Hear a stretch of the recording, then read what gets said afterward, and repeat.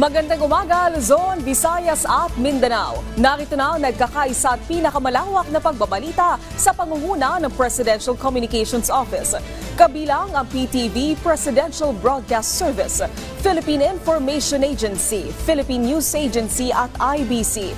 Tutok na sa mga balita mula sa iba't ibang bahagi ng bansa. Ito ang Balitang Pambansa. Ngayong umaga sa Balitang Pambansa. Ilang bayan sa Mimaropa Region nakaranas sa matinding pagbaha dahil sa walang tigil na pag-ulan dulot ng shear line. Mga ahensya ng gobyerno at mga residente nagtulong-tulong sa pag-rescue sa mga apektado ng baha. 32% ng mga Pilipino naniniwalang mas bumuti ang kanilang buhay kumpara noong nakalipas na 12 buwan ayon sa survey. Mas maraming mga Pinoy nagkatrabaho noong nakaraang taon ayon sa Philippine Statistics Authority. 3.8% na unemployment rate para sa taong 2024, pinakamababa mula noong 2005. At batas na nagsusulong ng Zero Billing Program ng Department of Health, isinusulong para makatulong sa mas maraming Pilipino. Sa detalye ng mga balita, nakaranas sa matinding pagbaha ang mga bayan sa Mimaropa dahil sa walang tigil na pag-ulan dulot ng shear line. Kabilang sa binaha ang Pastoda, Pampano Road sa Puerto Princesa City na halos lagpas tao ang taas ng tubig. Namatay naman ang ilang alagang hayop sa barangay Plaridel, Aborlan, Palawan matapos malunod. Binaha din ang National Highway sa barangay Siksikan sa Puerto Princesa City. Agad namang rumesponde sa mga binahang lugar ang mga tauhan ng Philippine Coast Guard sa Palawan. Nagsagawa din ng search and rescue operations ang 1st Palawan Provincial Mobile Force Company, MDRMO, NARA at mga opisyal ng Barangay Elvita sa mga na-stranded na residente dahil sa baha. Tulong-tulong ang mga ahensya ng pamahalaan sa pag-rescue sa mga residenteng binaha dulot ng masamang panahon sa Palawan at Oriental Mindoro. Si Orlan Habagat ng PIA sa Balitang Pambansa. Orlan. Nagtulong-tulong ang mga otoridad, MDRMO at iba't ibang ahensya ng gobyerno sa pag-rescue ng mga residenteng naapektuhan ng mga pagbaha sa Palawan at sa Oriental Mindoro. Sa Palawan, ang mga bayan ng Nara at Aborlan, maging ang lungsod ng Puerto Princesa, ang malubhang naapektuhan ng mga pagbaha dulot ng shear line at ng Intertropical Convergence Zone nitong weekend.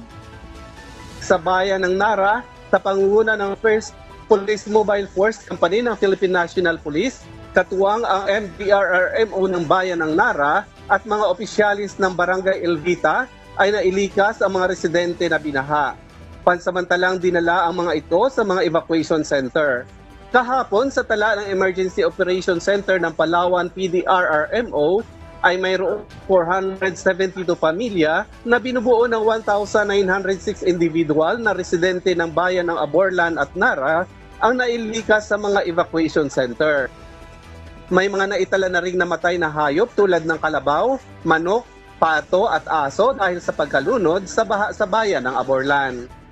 Samantala, ang mga barangay ng Bangkaw-Bangkaw, San Jose, San Manuel, San Miguel at Siksikan sa Puerto Princesa ang ilan lamang sa mga barangay na malubhang binaha. Tulong-tulong naman ang Philippine National Red Cross, Philippine Coast Guard, CDRRMO at iba pang otoridad sa pag-rescue ng mga residenteng naapektuhan ng baha sa lungsod. Sa ngayon ay naka-blue alert status pa rin ang Emergency Operation Center ng Palawan, PDRRMO, at patuloy ang mga rescue teams nito sa pag-responde sa mga lugar na nasalanta ng baha. Nakaantabay na rin sa mga evacuation center ang Provincial at Municipal Social Welfare and Development Office para sa pagbibigay ng tulong sa mga evacuees. Ngayong araw ay walang pasok sa lahat ng tanggapan ng pamahalaan at maging ang mga klase sa lahat ng antas ng paaralan sa Aborlan, Nara at Puerto Princesa. Samantala, sa Oriental Mindoro, binaha nitong weekend ang mga bayan na Nauhan, Baco, Victoria, Socorro at lungsod ng Calapan. Sa bayan ng Baco, umabot hanggang tuhod ang naitalang baha sa lugar. Ilang kalsada tuloy ang hindi madaan ang mga bahay. Isang 47 taong gulang naman na residente na Nauhan ang tinangay ng tubig baha noong Sabado at patuloy ang isinasagawang search and rescue operation na nauhang RRM na naiulat na nawawala. Sa huling talaan, nasa 3,833 individual ang apektado sa pagbaha mula sa mga nabanggit na bayan. Mula sa Philippine Information Agency Palawan, Orlan Habagat, kasama si Joshua Sugay ng PIA Oriental Mindoro para sa Balitang Pambansa. Maraming salamat at mag-ingat kay John Orlan Habagat ng PIA. Samantala, ilang lugar sa bansa ang nakaranas ng pagbaha dulot ng masamang panahon. Alamin natin kung magtutuloy-tuloy ang mga pag-ulan sa ilang probinsya mula sa Balitang Pambansa ni Denise Osorio ng PTV Live. Naomi, inaasahan ang malakas na pag-ulan sa susunod na mga araw sa bandang Central at Southern Luzon at Eastern Visayas. Ayon sa Philippine Atmospheric and Geophysical and Astronomical Services Administration o PAG-ASA, bunsod ito ng shear line at ng ITCZ o Intertropical Convergence Zone at ang hanging amihan. Magdadala ng katamtaman hanggang malakas na pag-ulan mula ngayon hanggang Pebrero 12 sa Quezon, Mindoro, Palawan, Camarines, Catanduanes, Albay, Sorsogon, Silangan at Hilagang Samar, Aurora, Cagayan at Isabela. Maaaring umabot sa 100 mm ang ulan na posibleng magdulot ng pagbaha. Magdadala rin ng kalat-kalat na pag-ulan ng ITCZ sa Visayas, Mindanao at Palawan, habang magdadala naman ng maulap na kalangitan at pag-ulan ang Northeast Monsoon sa Metro Manila, Cagayan Valley, Cordillera, Gitnang Luzon at Calabarzon. Ang ibang lugar naman ay maaaring makaranas ng mahinang ulan o pag-ambon. Babala ng PAG-ASA, mag-ingat sa mga flash floods, lalo na sa mga lugar sa Bicol Region dahil sa hirap ng sumipsip ng tubig ulan ang lupa. Kapag sunod-sunod kasi yung mga pag-ulan, walang hinto yung mga pag-ulan, kumbaga na-overwhelm na yung lupa, basang-basa na yung lupa, and yung additional rain, hindi na siya mag-percolate or sisip-sip sa ilalim ng lupa. Bagkus yung ulan na yun, doon na lang sa floodplain. Kaya mas delikado yung mga nakatira malapit sa ilog dahil yung flash flood, mabilisan lang yun. So, kailangan parati silang alert. Naomi, ginit ng PAG-ASA na sa ngayon wala namang inaasahang typhoon o darating na bagyo sa ating bansa dahil walang namumuo na LPA o low pressure area. Yan ang pinakauling balita mula rito sa PAG-ASA. Para sa PTV Manila, Denise Osorio, Balitang Pambansa. Maraming salamat, Denise Osorio ng PTV. Samantala, walang pasok ang ilang bayan sa Mimaropa dahil sa mga naranasang pagbaha. Kabilang sa mga nagsuspende ng klase sa mga pampubliko at pribadong paaralan ang Puerto Princesa City, Palawan. Wala ding pasok ang ilang ahensya ng gobyerno sa bayan ng Nara, Aborlan at Sofronio, Española. Wala ring pasok ang mga paaralan sa Baco, Oriental Mindoro.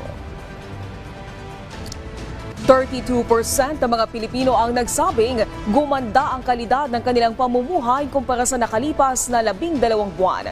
Batay sa survey ng social weather stations, katumbas yan ng gainer score na +7 o high. 25% naman ang nagsabing naging worse habang 43% ang hindi nagbago ang kanilang pamumuhay. Pinakamaraming nagsabi na nagkaroon sila ng quality of life ay ang mga taga-Balance Luzon na may very high net gainers.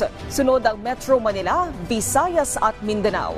Ang naturang pre-election survey ay isinagawa mula January 17 hanggang 20 sa 1,800 registered voters sa buong bansa.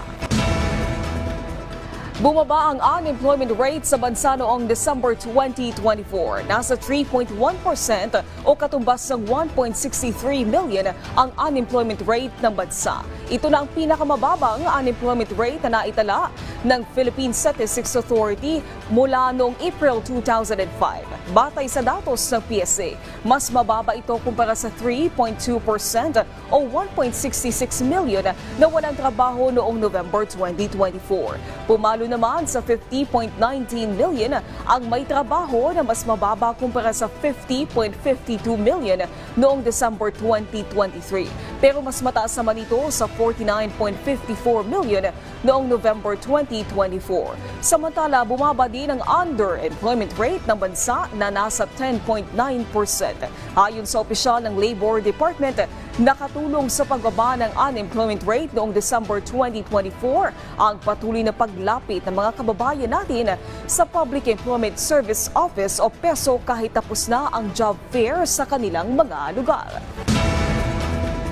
Pangulong Ferdinand R. Marcos Jr. tiniyak ang mas maraming job opportunities kasunod ng kamakailang pagkikita nila ni UAE Minister of Investment Mohammed Hassan Al-Suwaidi sa Malacanang. Si Alvin Baltazar na Radyo Pilipinas sa Balitang Pambansa. Ginaransya ni Pangulong Ferdinand R. Marcos Jr. ang pagbubukas ng mas marami pang oportunidad na trabaho para sa ating mga kababayan. Kasunod ito ng naging pagkikita ng punong ekutibo at ng ministro ng pamumuhunan ng UAE na si His Excellency Mohammed Hassan Al-Suwaidi. Bukod sa trabahong malilikan ng inaasahang pamumuhunan ng UAE sa aspeto ng infrastruktura, sinabi ng Pangulo na magbubukas din ng job opportunity sa mga Pilipino ang pag-i-invest ng UAE sa renewable energy.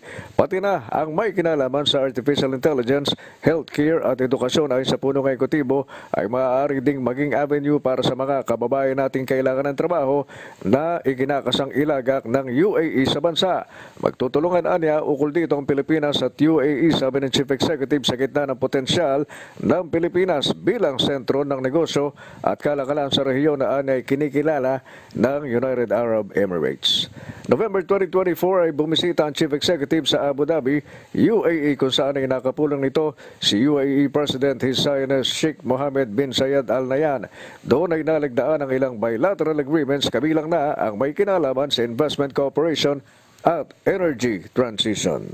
In culture, energy transition, legal cooperation, artificial intelligence, and digital economy, the improvement of government activities, visa waiver for holders of diplomatic, special, and official passports, and investment cooperation. Doon ay nagpahayag din si Pangulong Marcos ng pasasalamat sa pamahalaan ng UAE para sa kanilang pagkalinga at paggalang sa komunidad ng mga Pilipino sa bansa, habang pinuri naman ni Sheikh Al Nahyan ang kontribusyon ng mga Pilipino sa pag-unlad ng UAE. I expressed the appreciation of the Philippines for UAE's government's care and respect for the Filipino community in the UAE. In response, the UAE President commended the Filipino people for their contribution towards UAE's development. Para sa Balitang Pambansa, Alvin Baltazar ng Radyo Pilipinas. Patuloy na pagbibigay sa abot-kayang pabahay sa mga Pilipino. Ito ang magiging focus ng pagdiriwang ng Department of Human Settlements and Urban Development o DSUD sa kanilang ika-6 na anibersaryo ngayong linggo. Ayon kay DSUD Secretary Jose Rizalino Acuzar, nananatiling prioridad ang kanilang tanggapan ng pambansang pabahay para sa Filipino Program o 4PH ni Pangulong Ferdinand R. Marcos Jr. Sa isang selebrasyon o isang linggong selebrasyon, ilulunsad nila ang exhibit ng mga housing project, libreng legal consultation at assistance mula sa Pag-ibig Fund at iba pang shelter agencies. Sa February 13, pipirmahan naman ang mga land use plan ng ilang lungsod at probinsya, kabilang na ang Angeles City, Agusan del Sur at Negros Occidental, Northern Samar, Pasig City, Bulacan, Laguna, Sarangani, Siquijor at Zamboanga del Norte. Habang sa mismong anniversary celebration sa February 14, iha-highlight ng ahensya ang kanilang mga milestone at commitment sa pagtupad ng pangarap ng administrasyon na mabigyan ng sariling tahanan ang bawat pamilyang Pilipino. Suportado ng National Maritime Council ang matapang na paninindigan ni Pangulong Ferdinand R. Marcos Jr. na patuloy na igigiit ang karapatan at ipagtatanggol ang ating soberanya sa West Philippine Sea. Ayon sa NMC, titindig sila laban sa anumang panghihimasok ng mga dayuhan sa ating maritime zones at kailanman ay hindi sila titigil sa pagtataguyod ng ating karapatan alinsunod sa international laws. Partikular na dyan ang UNCLOS at 2016 Arbitral Award. Dagdag pa ng NMC kasabay ng pangako ng Pilipinas na ayusin ang sigalot sa mapayapang paraan ay ang hindi pag-aalinlangan ditong protektahan ang kanyang teritoryo at maritime domain. Kabilang pulong at mga event ang dinaluhan ni Pangulong Ferdinand R. Marcos Jr. nitong nakalipas na linggo. Ang mga aktibidad ng Pangulo ating balikan sa Balitang Pambansa ni Clazel Pardilla ng PTV.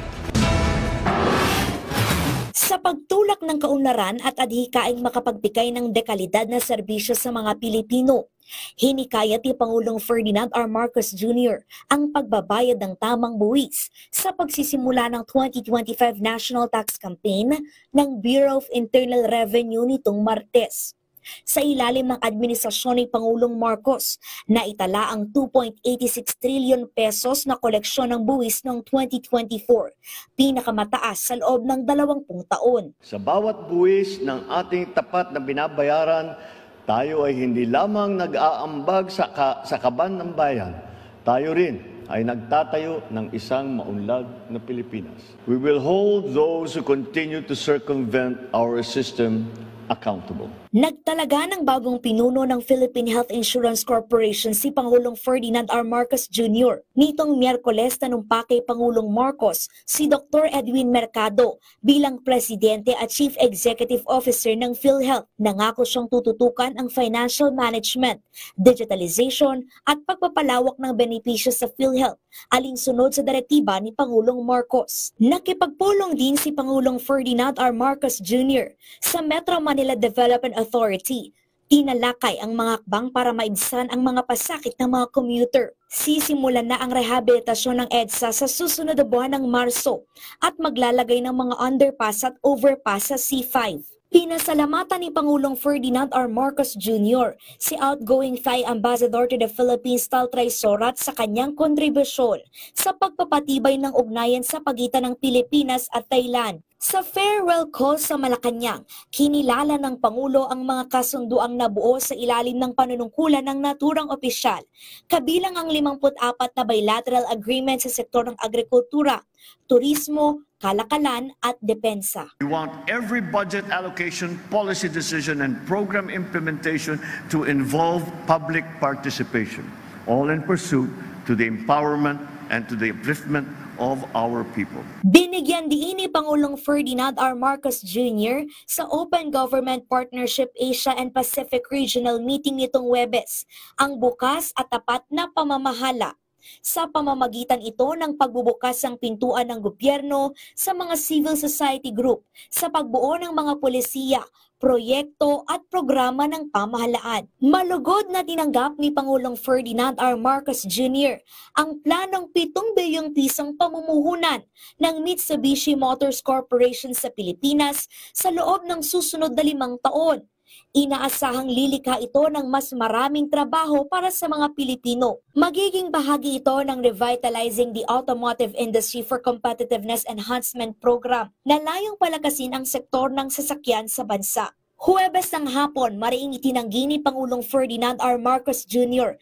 na may kinalaman siya sa impeachment complaint laban kay Vice President Sara Duterte. Na-impeach si Duterte sa mababang kapulungan ng Kongreso matapos suportahan ng mayorya ng mga mambabatas ang ika-4 na impeachment complaint laban sa ikalawang pinakamataas na opisyal ng bansa. No, the executive cannot have a hand in the impeachment. Walang role ang executive sa impeachment. I do not give guidance to Congress. We are independent of each other.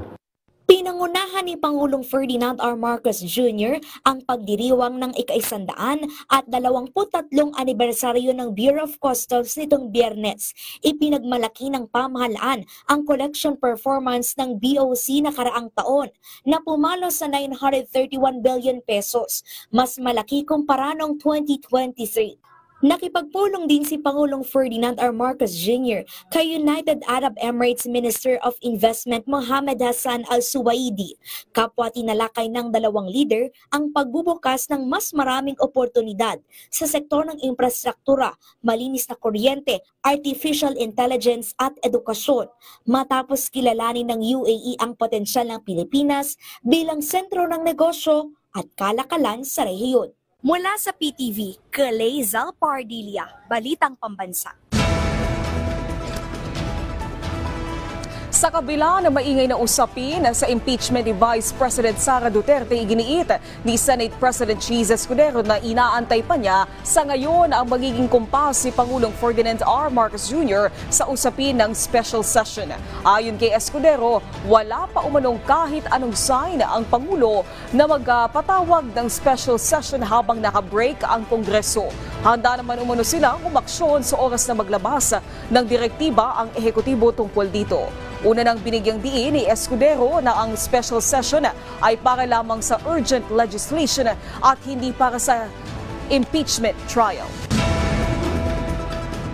Kinumpirma ni House Senior Deputy Majority Leader Sandro Marcos na humingi siya ng payo sa kanyang ama na si Pangulong Ferdinand R. Marcos Jr. tungkol sa issue ng impeachment laban kay Vice President Sara Duterte. Ayon sa Congressman Marcos, sinabi ng presidente na gawin lang niya ang kanyang tungkulin at sundin ang kanyang obligasyon sa konstitusyon. Ipinaliwanag din ng presidential son kung bakit siya ang unang lumagda sa complaint na hindi na dapat nakakagulat sa publiko. As to why I was the first one to sign, alangan naman kung sasabihin ng tao na gusto nilang huhukayin yung lolo mo at itapon yung katawan sa West Philippine Sea, sasabihin niya gusto niyang patayin ang Pangulo at ang First Lady na ang aking magulang at gusto niyang patayin ang Speaker. Ba't naman nagugulat ang tao na pipirma ako dyan? These are statements that can't be taken lightly, especially from someone with such a high position. So, nagtataka na nga ako kung bakit nagulat yung tao. Alangan naman kung sasabihin mo, huhukayin mo lolo ko. Of course, I'll be the first one to sign. That should come as no surprise. So that's why I was the first one to sign. Sinaksihan ni Pangulong Ferdinand R. Marcos Jr. ang paglagda sa kasunduan sa pagitan ng Maharlika Investment Corporation at Charion Pokpan Group ng Thailand. Layo nitong palakasin ang pamumuhunan sa agrikultura, digital innovation at renewable energy. Gayun din ang pagpapalakas ng supply ng pagkain, digital transformation at sustainable energy sa bansa. Sa ilalim ng kasunduan, itatatag ang isang private equity fund na magkakaroon ng $1 million para pondohan ang mga proyektong magpapasigla sa ekonomiya at lilikha ng mas maraming trabaho para sa mga Pilipino. Zero Billing Program ng Department of Health o DOH isinusulong na maging batas para mas maraming Pilipino ang maserbisyohan. Ang detalye sa Balitang Pambansa ni Bien Manalo ng PTV. Mahigit 20 taon ng taxi driver si Rolly Fausto. Ito ang kanyang naging paraan para matustusan ang pangangailangan ng kanyang pamilya at pag-aaral ng kanyang mga anak. Pero noong nakaraang buwan lamang, na-ospital siya dahil sa overfatigue o sobrang pagkapagod dahil na rin sa matinding puyat. Ang naramdaman ko lang doon, nanghihina lang katawan ko. Nakaramdam lang antok, kaya matulog. Ganun na lang po ginagawa namin. Pero laking pasasalamat niya dahil wala raw siyang binayaran sa loob ng 2 araw niyang pananatili sa ospital dahil daw ito sa zero billing program ng gobyerno. Malaking bagay din yun. Kababayan natin walang-wala. Kahit paano, may makakatulong din. Isinusulong ng isang grupo na maisabatas na ang zero billing program na malaki ang may tutulong sa mga kababayan nating kapuspalad. Prioridad sa programa ang mga low-income individuals sa mga government hospital. Sa ilalim yan ng Medical Assistance to Indigent and Financially Incapacitated Patients o MAIFIP program ng Department of Health. Sakaling maging ganap na isang batas ang zero billing program, hindi nakasama sa babayaran ng pasyente ang professional fee ng doktora. Bukod pa sa mismong hospital hospital bills at bayarin sa iba pang mahalagang serbisyong medikal gaya ng chemotherapy, dialysis, dental services at laboratory procedures. Ito kasi ang nakikita kong magandang paraan para hindi na mahirapan ang ating mga kababayan na nangangailangan ng sapat na gamot pero kulang sa pera. Nasa laylayan po ng dulo ng ating mga kababayan ang problema. Isa lamang ang zero billing program sa mga inisyatiba ng administrasyon ni Pangulong Ferdinand R. Marcos Jr. sa pagtutok at pagpapalakas ng healthcare system ng Pilipinas. Katunayan, kasabay ng kanyang kaarawan noong nakaraang taon, inatasan ni Pangulong Ferdinand R. Marcos Jr. ang Health Department na ponduhan ang lahat ng inpatient, outpatient at emergency services sa 22 pampublikong ospital sa buong bansa. Mahigit 300 milyong piso ang inilaan para rito. Nakatutok tayo ngayon saan po? Sana bawasan ang presyo ng gamot. Pangalawa, ilibre na ng mga ospital ang lahat para matupad ng tinatawag natin zero billing. Hindi natin ibantayan ang mga mahihirap nating mga kababayan na nangangailangan ng suporta ng makaahon sila. Bukod dito, isinusulong din ng grupo ang panukalang batas na alisin na ang value-added tax sa lahat ng gamot na malaking kabawasan sa gastusin ng ating mga kababayan. Mula sa PTV Manila, Bien Manalo, Balitang Pambansa. Panibagong convoy na naman ang dating elected official ang naharang ng Special Action and Intelligence Committee for Transportation.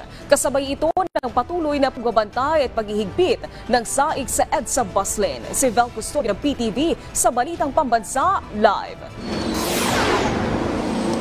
Naomi, tuloy-tuloy pa rin ang pagbabantay ng Special Action and Intelligence Committee for Transportation o SAIC. Sa ngayon, 5 motorsiklo at 1 ambulansya na walang driver's license at ORCR ang nasita ng SAIC. Kaugnay niya, nasita rin ng SAIC kahapon sa Ortigas Station ang convoy umano ni former Senator Manny Pacquiao na illegal din na pumasok sa EDSA bus lane. Saan ba ito? Senador Pacquiao. Bawal po yan dito, sir. May kami. Ha? Naiwan kami sa... Bawal po kayong dumaan dito eh. Ito ang mga eksena sa Ortigas Busway Station kahapon. Mga convoy umano ni former Senator Manny Pacquiao ang pumasok sa bus lane. Gumagamit pa ang 2 itim na sasakyan ng wangwang at blinkers ang pumasok sa bus lane. Maya-maya pa yung makikita ang pagtabi ng itim na van. Kunwari ay para makipag-usap sa SAIC, ngunit pinauna lang nito ang isa pang convoy na wala pang rear license plate para tumakas. Ayon sa DOTR SAIC, bumalik naman ang itim na van at hinarap ang mga traffic violations na disregarding traffic signs at illegal use of blinkers. Patuloy pang iniimbestigahan ang insidente. Paglilinaw ng SAIC, bukod sa ambulansya na may pasyente at on-duty police, ang mga opisyal na maaaring dumaan sa bus lane ay ang Presidente, Vice Presidente, Senate President, Speaker of the House at Chief Justice of Supreme Court. Naomi, base naman sa inilabas sa statement ng kampo ng former senator ay wala raw alam si Manny Pacquiao sa nangyaring insidente. Humihingi naman sila ng dispensa sa pangyayari. Para naman sa traffic situation dito sa Santolan, traffic na pagdating ng northbound lane ng Santolan, papasok ng U-turn habang maluwag naman ang daloy ng trapiko pagdating naman sa Santolan flyover. Habang traffic na rin pagdating sa southbound lane ng Santolan. Mula sa People's Television Network, Vel Custodio, Balitang Pambansa. Maraming salamat, Vel Custodio ng PTV. Samantala, relasyon ng Pilipinas at Vietnam nananatiling matatag dahil sa security cooperation at joint bilateral mechanism. Si Bea Gaza de Guzman ng Radyo Pilipinas para sa Balitang Pambansa. Bagamat parehong may claim sa West Philippine Sea, mas pinalakas at mas pinaigting pa ng Pilipinas at Vietnam ang ugnayan nito. Sa katunayan, ani Philippine Ambassador to Vietnam Maynardo Monte Alegre sa panayam sa Radyo Pilipinas World Service, nagpapatuloy ang security cooperation at joint bilateral mechanism sa pagitan ng dalawang bansa. Meron tayong mekanismo para pag-usapan ang ating political security cooperation. At meron tayong tinatawag na joint bilateral mechanism kung saan dinidiscuss natin at pinag-uusapan ang ganitong issue. Sa ilalim ng Joint Bilateral Mechanism ng Pilipinas at Vietnam, nagkakaroon ng pag-uusap sa mga foreign minister, undersecretaries at working level upang pangasiwaan ang mga issue sa West Philippine Sea. Patatandaang noong Agosto 2024, isinagawa ng Pilipinas at Vietnam ang kauna-unahan nilang Joint Maritime Drills sa WPS. Kabilang sa joint drills ng Philippine Coast Guard o PCG BRP Gabriela Silang at Vietnam Coast Guard VCG CSB 8002 na isinagawa sa Corregidor Island sa Bataan ang search and rescue operations, firefighting at explosion drills, aerial surveillance at passing exercise. Mula sa PBS Radyo Pilipinas, Bea Gaza de Guzman para sa Balitang Pambansa. Samantala, abangan naman sa Bagong Pilipinas ngayon ang panayam kay Marawi Compensation Board. Attorney Maysara Latip, tututukan ang mahalagang impormasyon hinggil sa 2024 performance report ng ahensya. Mamaya na po yung 12:30 ng tanghali, kaya tutok lang dito sa inyong pambansang TV, ang PTV. Maraming salamat sa pagsama sa amin ngayong umaga. Tumutok muli sa ating programa mamayang alas 12 ng tanghali kasamang buong puwersa ng Presidential Communications Office. Ito nagkakaisang puwersa ng pagbabalita mula sa PTV. Ako si Naomi Tiburcio. Ito ang Balitang Pambansa.